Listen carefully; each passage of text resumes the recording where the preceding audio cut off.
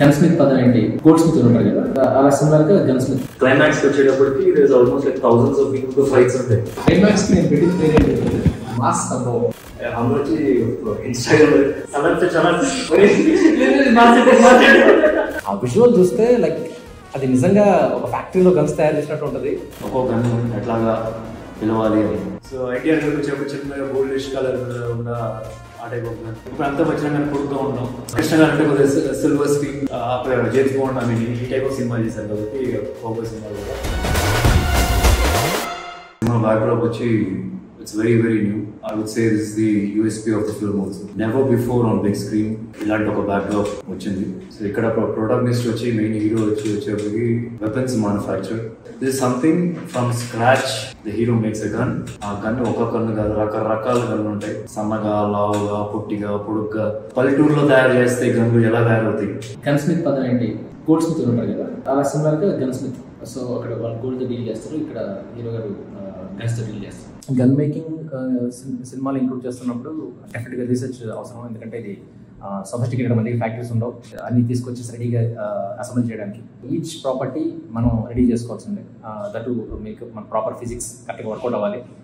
ఒక చిన్న మిస్టేక్ ఉన్న గన్ మిస్ఫైర్ అవుతుంది, తర్వాత మనకే రిస్క్ అది. బేసిక్గా ఈ గన్స్ ఎలా మ్యానుఫ్యాక్చర్ చేస్తాం అనేటప్పుడు కొన్ని బుక్స్ చదవడం జరిగింది. షూటర్స్ బైబల్ ఒకటి, అడ్వాన్స్డ్ గన్ స్మిత్ ఒకటి, అండ్ తర్వాత అన్నిటికంటే ఇంపార్టెంట్ అంటే homemade gunsmith by Ronald D Brown అనే ఒక ఆధార్ రాసిన బుక్. సో ఆ బుక్ నుంచి ఎక్కువ ఇన్స్పైర్ అయ్యాం. సో ఇది మనకి ఏంటంటే ఇది ఒక పెద్ద మెట్రో సిటీస్లో జరుగుతున్న కథ కాదు, ఒక రూరల్ ఏరియాలో జరుగుతున్న కథ. సో ఆ రిసోర్సెస్ నుంచి మనకి గన్ తయారు చేయడం చేయాలి. మనం అలాంటి ఒక ఆర్గానిక్ రూటెడ్ వేనే ఎంచుకున్నాం అనమాట ఈ పర్టికులర్ గన్ మేకింగ్లో. Finally after few months we cracked everything. Each stage అయితే ఎట్లా ఉంటుంది అని చెప్పి. సో నేను ఆఫీస్కి వచ్చేటప్పుడు ఒక రోజు and I could see different charts of gun, different sections of gun making. Each part, ఈ పార్ట్ ఎలా చేయాలి, ఆ పార్ట్ ఎలా చేయాలి. స్కూల్లో మనం సైన్స్ ఫేర్ ఎలా ఉంటుందో అట్లాగా ఈచ్ సెక్షన్ అట్లా అనిపించింది అనమాట. అట్ ద సేమ్ టైం మాకు ఒక ప్రాక్టికల్ ప్రాబ్లమ్ ఉంది. ఏంటంటే ఇన్ని గన్స్ ఉంటాయి సినిమాలో, loads and loads of guns. మాకు ప్రాక్టికల్గా కొన్ని ప్రాబ్లమ్స్ ఏంటంటే పేర్లే పెట్టాలని. We definitely can't keep AK-47 or AK-50 or AK-4 other revolvers. So superstars పేర్ల మీద వాట్ ఇన్ కేస్ ప్రతి ఒక్క గన్ని నేమ్ చేస్తే అట్లా చూడగానే ఒక ఈ గన్ చూడగానే సమ్ రిజర్వెన్స్ ఆఫ్ ఒక ఎన్టీఆర్ గారు లైట్గా. ఇప్పుడు అంతా వచ్చినా కానీ కొడుతూ ఉంటాం. సో ఎన్టీఆర్ గారికి వచ్చేప్పుడు చిన్నగా గోల్డిష్ కలర్ ఉన్న ఆ type of gun.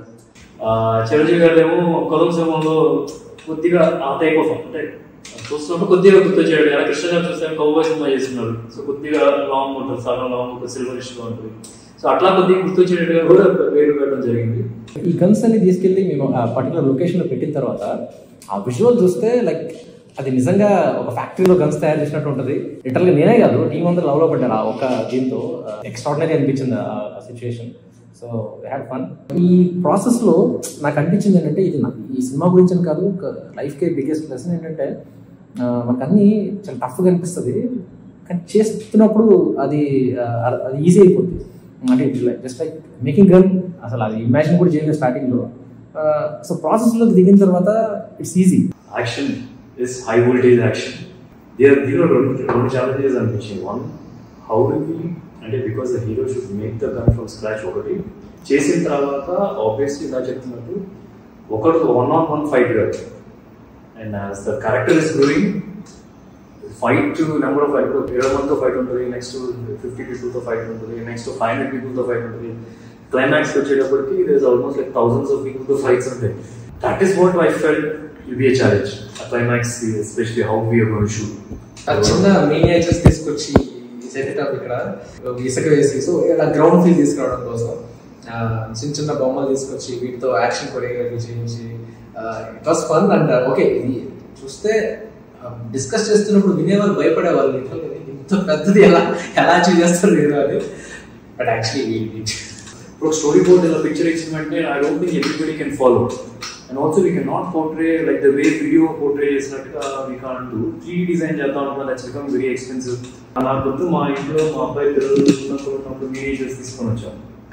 So basically విలన్కి ఒక రకంగా ఉండేట్టుగా, హీరో ఒక రకంగా ఉండేట్టుగా. ఫైనల్ ఏంటంటే హీరో ఏంటంటే ఇంట్లో అబ్బాయి బొమ్మలు లేవు, అమ్మాయి బొమ్మలు ఉన్నాయన్నమాట. సో విత్ అమ్మాయి బొమ్మ నేను అనమాట. మినియేచర్ చిన్నగా షూట్ చేసినప్పుడు కొన్ని లైవ్ లో షూట్ చేసాం, కొన్ని ఇలా బొమ్మలు తీసుకొని వచ్చి చేసాం. స్మోక్ ఎఫెక్ట్ గా బాంబ్ కావాలంటే ఎవరో స్మోక్ చేసి స్మోక్ ఎఫెక్ట్ వచ్చేదన్నమాట.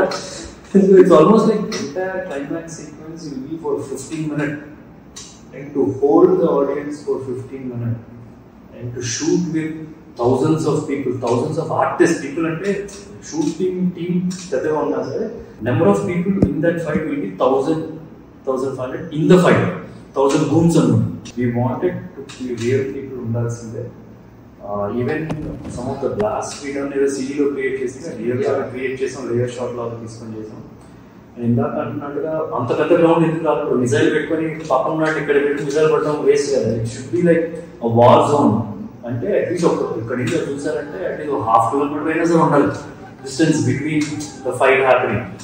అది యాక్చువల్లీ మీరు మినియేచర్ లో చూస్తే అమ్మాయి తీసాం, అమ్మాయి చూస్తూ ఇలా ఫైర్ చేస్తున్నట్టు టైప్ లో తోసేటట్టు కర్పూరం వేసి అక్కడ ఫైర్ చేసి సో జీప్ ఫైర్ అవుతుంది. మనం ఇక్కడ షూట్ చేసింది కర్పూరం పెట్టాం. టెస్ట్ షూట్ చేసేటప్పుడు కొన్ని ఏమో మనం మినియేచర్స్ చేసాం అండ్ కొన్ని shoot with some artist direction team.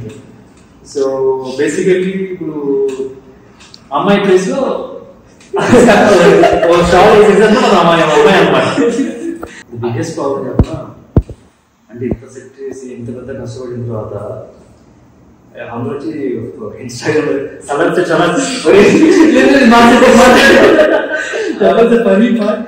అంటే వెరీ హ్యాపీ. నేను ఈ రీల్ చూసాను, నేను మురుగన్ ఇది ఫాలో అవుతుంటాను, అప్పనే మురుగన్ అని చెప్పి తమిళనాడులో ఒక ఫేమస్ పేజ్ అనమాట ఇన్స్టాగ్రామ్ లో. అందులో మిలియన్ వ్యూస్ ఈ సెట్ గురించి చూసాను నేను. అంటే ఎక్కడి నుంచి ఎక్కడ ట్రావెల్ అయింది అసలు నాకు అది చూసి చాలా హ్యాపీ ఫీల్ అయింది. ఆ పర్టికులర్ సిచ్యువేషన్ లో ఏమైంది అంటే మేము షూట్ చేస్తున్న క్లైమాక్స్ షూట్ చేస్తున్నప్పుడు ఎస్పెషల్లీ నావల్ చేతితో ఏదో వచ్చింది అనమాట. మేము సెట్ చేసిన వెనకాల పెద్ద పుట్ట ఒకటి ఉందంట. సో మాకు తెలియదు, అది మేము సెట్ చేసేటప్పుడు అది మాకు తెలియదు. జనం అందరూ డైలీ అక్కడ పూజ చేసుకొని మేము ఈవినింగ్ వెళ్ళేసరికి స్వామి ముందు ఎన్ని కొబ్బరికాయలు కొట్టేసుకుంటారు. ఎవరు పూజ చేస్తారు ఇలా అంటే సో లిటరల్ గా వాళ్ళు నిజంగా ఇక్కడ కొత్తగా ఏదో పెట్టేశారు విగ్రహం అన్నట్టు పూజ చేశారు. ఆర్ట్ డిపార్ట్మెంట్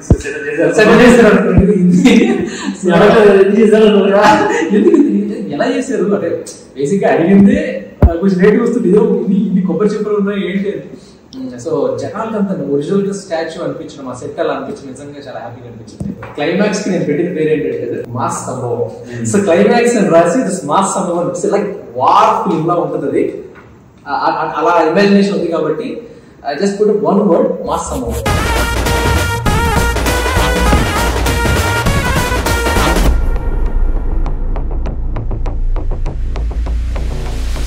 హీరోయిజం అనేది కథలో నుంచి రావాలి, అది యాక్సెప్ట్ చేయాలి ఆడియన్స్. సో అలాంటి కథ ఇది. I'm sure just not my followers are superstar fans అనే కాకుండా everybody will enjoy this film on నా feel. Please come to the theaters and let's watch Mass Sambavam together.